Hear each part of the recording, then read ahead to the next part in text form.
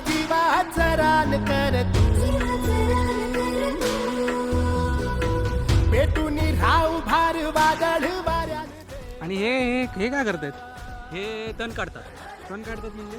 तण काढल्यामुळे काय होतं, ज्यावेळी आपण नारळाचं रोपं लावलेलं आहे पण त्याच्यामध्ये भरपूर तण झालेलं आहे.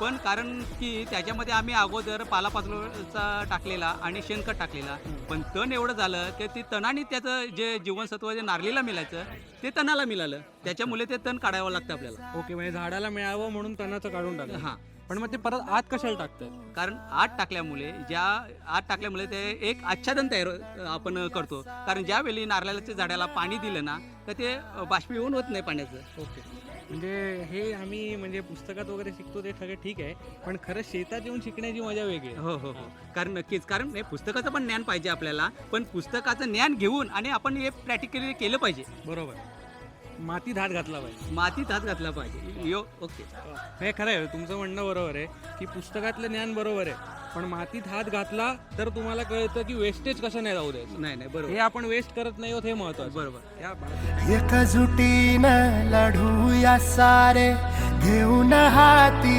हात रा. नदी पेटली, दिवस ठेवू वाट.